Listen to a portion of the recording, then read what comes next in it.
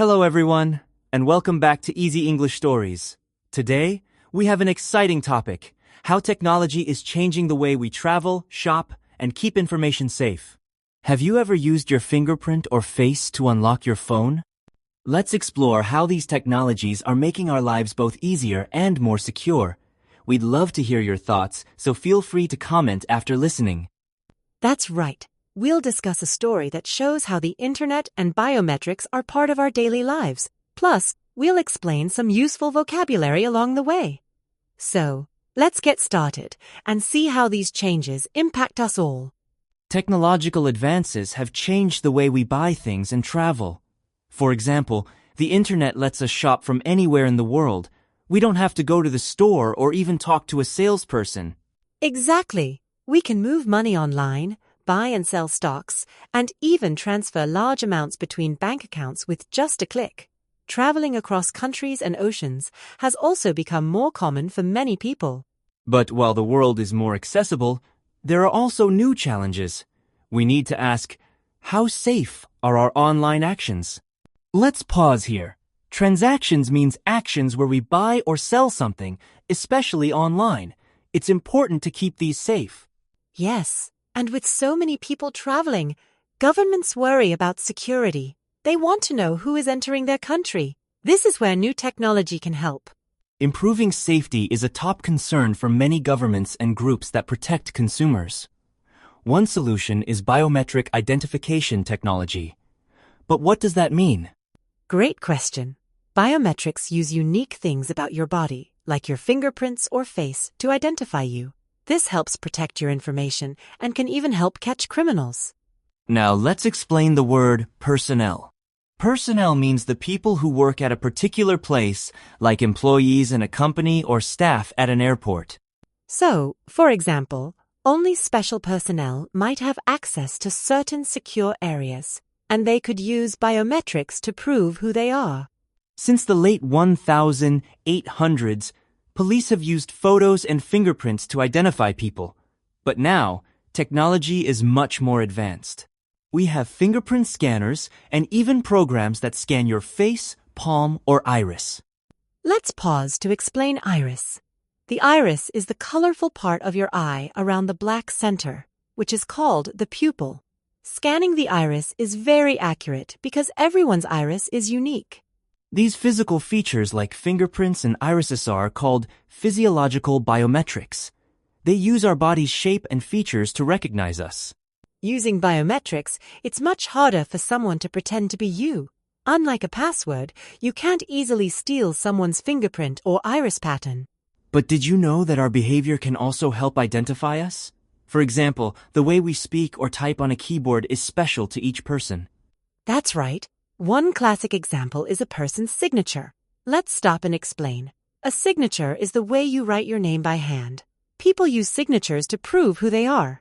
However, sometimes people try to copy signatures. The verb scrutinize means to look at something very closely. Often, we don't scrutinize a signature until there is a problem. Still, we notice the small differences or subtleties in the way people speak. A subtlety is a tiny detail that isn't obvious but is important. For example, your accent or the way your voice changes, known as intonation, can help identify you. Let's explain intonation. Intonation is the rise and fall in your voice as you speak. For example, your voice goes up when you ask a question. It's very hard for someone to mimic another person's voice well. Mimic means to imitate or copy how someone does something, like speaking or typing. Now, let's talk about verification. Verification is checking to make sure something is true. For example, when you cross a border, your passport is used for verification. But passports can be stolen or faked. That's why using biometrics for verification is becoming more popular, because it's much harder to fool these systems. Let's look at real-life examples. India now uses fingerprint and iris scans, along with photos, to identify people for official purposes. The US also uses face recognition in busy airports to check travelers. These systems are designed to make sure that only the correct person can access certain places or information. It's like having a super strong password that you can't forget or lose. But as we use more biometrics, it's important to think about privacy and safety. What if someone uses this technology for the wrong reasons? That's an important question. We need to balance security with personal freedom. Policymakers must make sure that technology protects people without taking away their rights.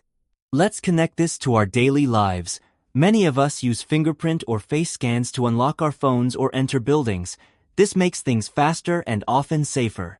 Still, we should ask ourselves, would you feel comfortable if your school or job required a fingerprint scan every day? How much information should we share to stay safe? It's important to be aware of both the benefits and risks. Technology can help us, but we should always protect our privacy and think about how our data is used. That's a great point.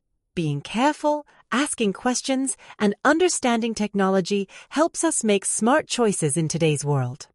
Now let's review today's new words. First, personnel means the workers in a place. For example, only airport personnel can enter this area. Iris is the colorful part of your eye. Example, the doctor checked my iris during the eye exam. Signature is the way you write your name. Example, please sign your signature on the form. Scrutinize means to look at very closely. Example, the teacher will scrutinize our homework for mistakes. Subtlety is a small, important detail. For example, the subtlety in his voice showed he was nervous.